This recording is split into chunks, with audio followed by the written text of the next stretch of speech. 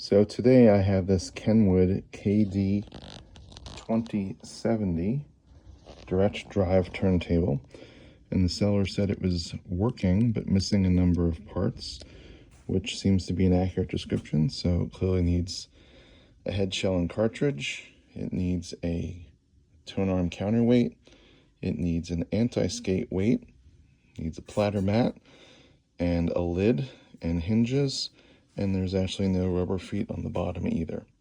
So I knew I had some of these parts, but let's see if I have enough parts to get this turntable working.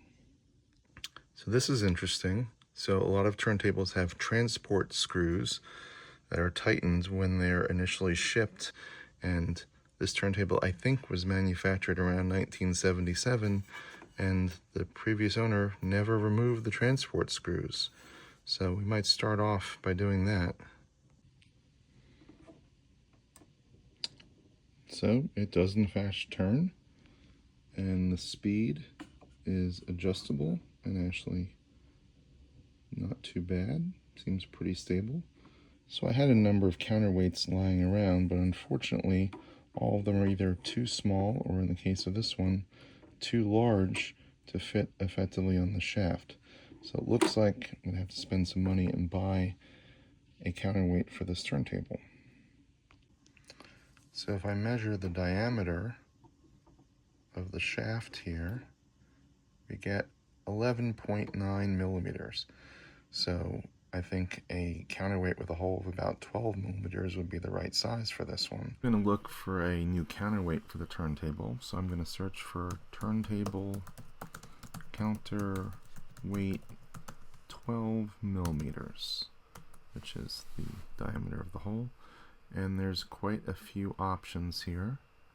So most of them don't seem to have a brand name, such as Kenwood, but they may fit, and these are fairly reasonably priced. But the other consideration is how much the thing should actually weigh. Now, the counterweight that I tried just as a test was from a Techniques, and it weighed about 95 grams. So something in the range of 100 grams seems like it would probably be correct. So I found this one for a very similar model turntable.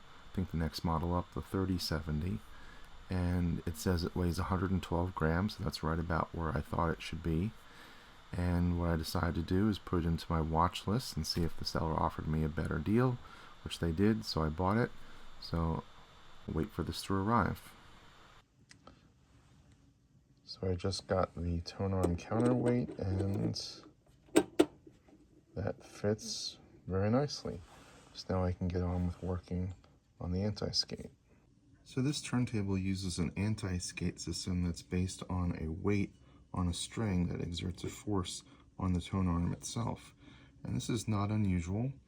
Turntables like Project use this all the time, although most of the ones I've seen are on the other side of the tonearm, and they exert a force on a rod coming out the back. This one is on the right side, coming out the front. So that'll need to be replaced as well.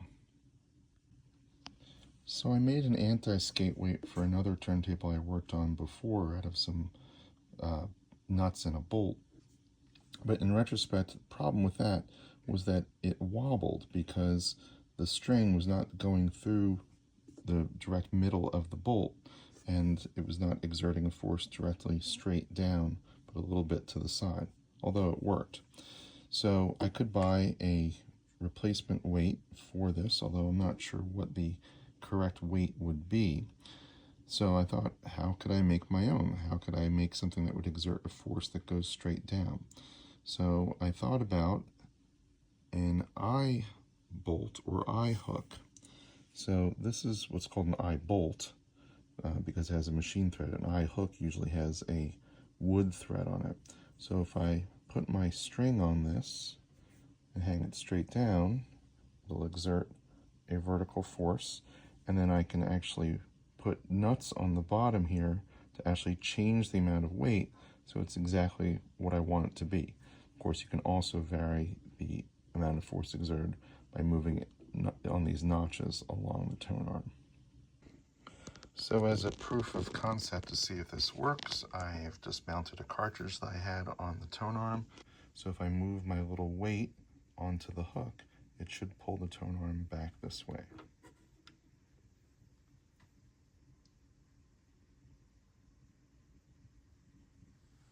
And it does, and it moves pretty smoothly. So I think that's going to work. Okay, so I've mounted and aligned a cartridge, get ready to set up the anti-skate. And fortunately, the setup for this, the alignment is exactly the same as a Technique, so I just had to take a head shell and cartridge from a Technique's turntable and swap it over to here. It's very important that the turntable be level for this part because we're testing the movement of the arm. So I have my eye bolt here and a thread connecting it to this calibrated rod that's on the top of the tone arm, and I will show a picture from the manual.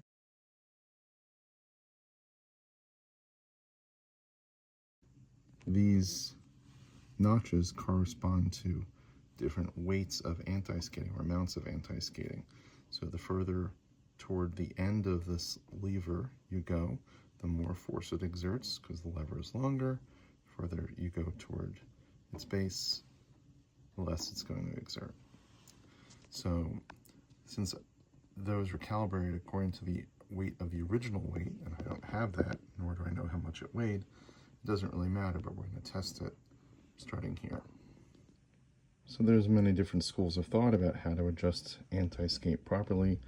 One of them is that if you take a test disc such as this, it has a blank track with no grooves, that when you set the stylus down in the middle of that, the arm should move neither toward the center nor toward the outside. So right now, this is on the end notch, so that would be the most anti-skate.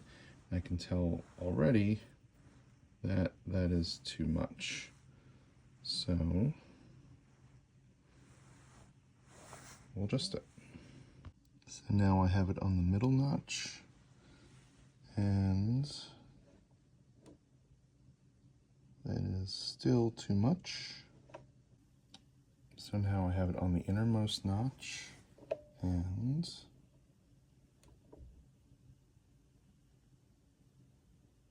that actually seems pretty good.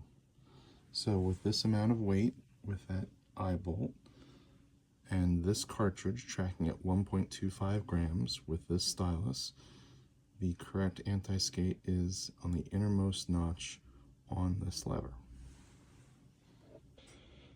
So flipping the turntable over to remove the base, there's just some screws around the perimeter and one in the middle, and there's no feet here, so they'll need to do something about that.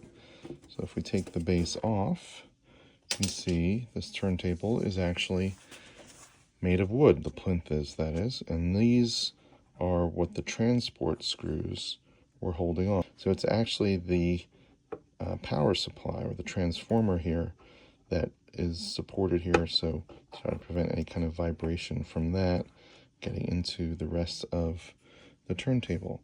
Looks pretty clean under here, and it does work. So the motor seems to work well, but given the age of this turntable, I'm sure it could use some lubrication. So I'm going to remove these 4 screws here, and there's a little hold down for the wiring to give me some clearance, and lift this off. So I got the motor off, and I think I should be able to just lift this up, and it comes out. So I'm going to clean up the shaft here and the hole here using some alcohol and cotton swabs.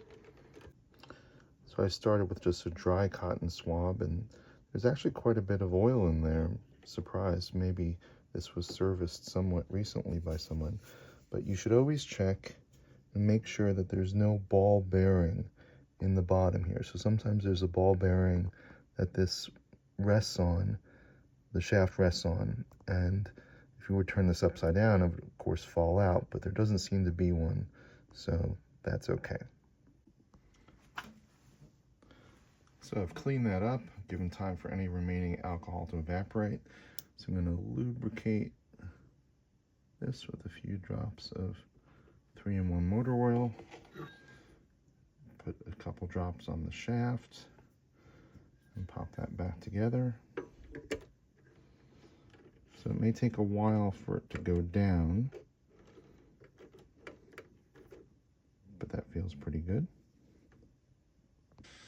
So the speed control on the turntable seemed to work pretty well, and there are potentiometers on the motor board here, but since it seems to be in a pretty good range, I'm not going to mess with those. But since I'm already under here, this is the potentiometer that's used to adjust it from the top. So I'm going to use some deoxit to spray in there.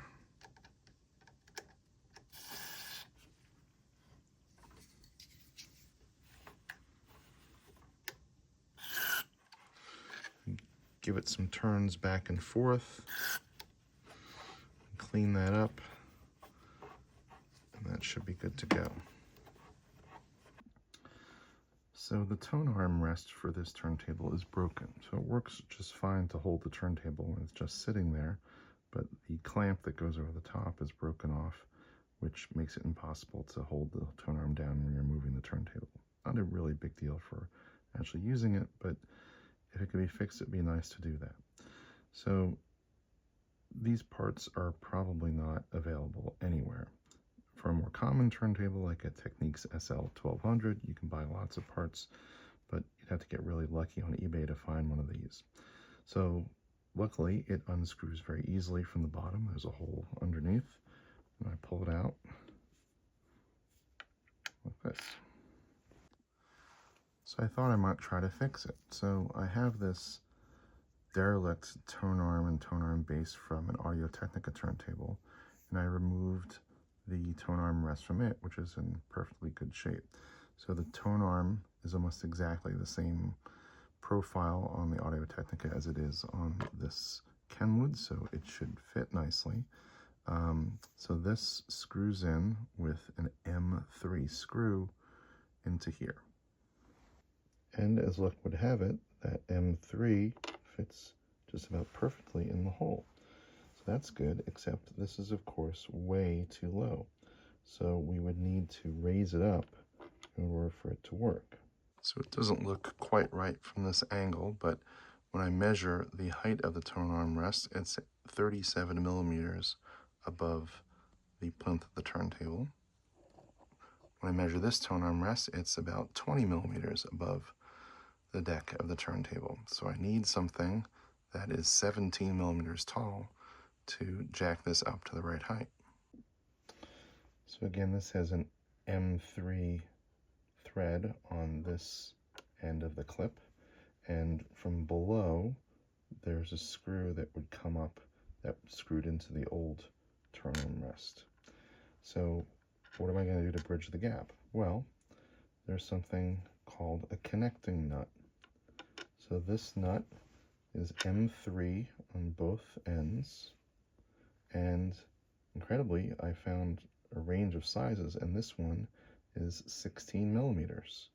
So this should just about do the trick, and with a washer I think it will be just about perfect. So I'm going to screw the tone arm rest into one end of this. I'm going to put a little bit of Loctite on it because I don't want this to loosen up, and I'm afraid that could happen over time.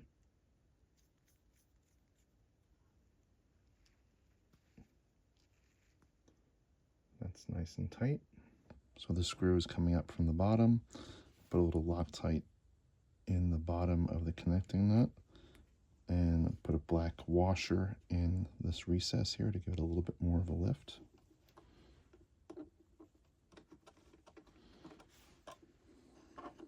I'm going to adjust the angle of this to better meet the angle of the tone arm. So measuring the height of it, and again, it doesn't quite look right from this angle, it is dead on at 37 millimeters. And would you look at that? So looks like it was made that way. Actually, it looks better, I think, than the original. So there's three settings for this switch. Play is obviously playing. The stylus is all the way down on the record. Off turns the power off. This turns the power on. Both of these positions, the tone arm is elevated using this lift right here. But I noticed that the height of the tone arm when it was in the Q position really wasn't high enough to clear the record. So some turntables have some sort of an adjustment, like a vertical screw to turn. But for this one, it looks like what you do, there's a tiny screw here. So if you loosen that, you can move this platform up and down on its shaft and adjust the rest position of it. So I'm going to give that a try and see if that works. And loosening this little screw does seem to have done the trick. So now I have the tone arm at what I think is a pretty decent height. And when I press the lever, it drops and it's all the way down the record. And the tone arm is not contacting the pad at all, so we know it's completely free. So that seems to have worked. So this turntable does not have any vibration absorbing feet on it at all currently. They originally would have screwed in here. So I'm going to use some stick-on feet. So first I'm going to prepare this. I'm going to scrape off this little nub here so the surface is flat for them to stick to using a razor blade.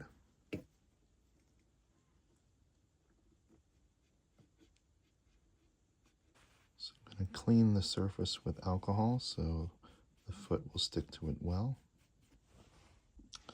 So when that's nice and dry, I'm going to use these sound-addicted peel and stick sorbethane domes that I've used before, and that should do the trick. So there's one part of a vintage turntable that's worth pretty much more than all of the other parts put together, and one reason why this turntable was so cheap is that it was missing it. If I had not had a plan to do something about that, I probably wouldn't have purchased it, but that part, of course, is the lid. So I'd purchased another Kenwood turntable that did have a lid that had resisted my efforts to repair it properly, and I thought I could use the lid from that one as a donor for this one. So the hinges are the same, the spacing is the same. So the proper lid for this turntable would probably have come all the way out to the edge here. So this one is smaller, but it does clear everything just fine. I think it looks pretty good. So if I put a little bumper over here to even it out when it's hitting this piece of plastic right here, I think that'll work just fine. Now the hinges on this particular one are broken, so I'm going to have to buy new ones, but this saved a lot of money in being able to use this solution. So that looks pretty good. I just used a little rubber bumper, the type that you'd have on one of the doors of your kitchen cabinets, to hold the turntable up, and it's nice and level now.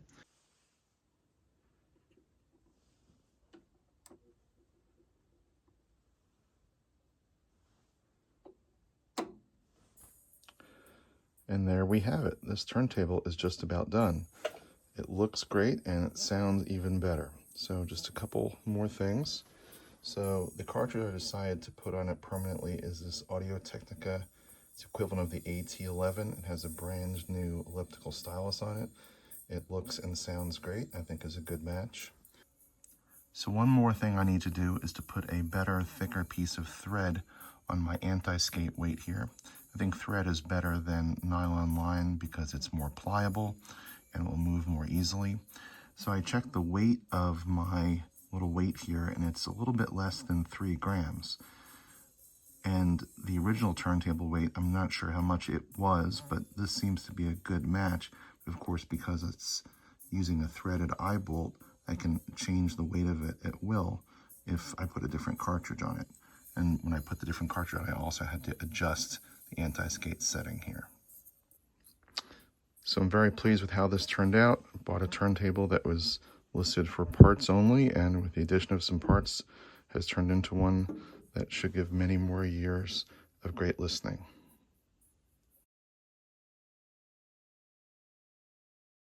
Now, if you're talking about fixing the turntable for yourself, for your own use, the answer I think is absolutely yes. This is a terrific turntable, and it was a lot of fun to work on, and it'll sound great for years and years to come. But if you're trying to fix this up to sell it, could you make a profit doing it? So let's take a look. So The turntable cost me $25, which is a good start. But the counterweight was $28. And I could have gotten a cheaper one, I think. This is the one that's intended for this turntable. It looks really nice, but it's a big expense. So I already had a head shell and a cartridge, but they have value, so I'm going to put down a figure for those as well. I also already had a mat, but let's just put in 0 for that. I already had a lid, although the donor turntable cost $20, so I could put that in, or could put in a 0.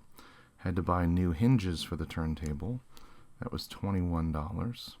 My anti-skate fix and my tone arm rest fix were almost free, although I had to buy more parts than I needed to actually get the parts that I needed. And the feet, so $123. So the question is, could I sell the turntable for more than this? And the answer is, at least locally, I think maybe not. So on eBay, these turntables are selling for substantially more, in the hundreds of dollars range, and some of these don't even have a lid. But there's substantial shipping costs here, and shipping a used turntable, I think, might be a losing proposition because it's unlikely to show up at its destination in the same condition in which it left, unless you had its original packing materials. So, am I going to make a profit selling this turntable? I'm not sure, but all in all, I have no regrets.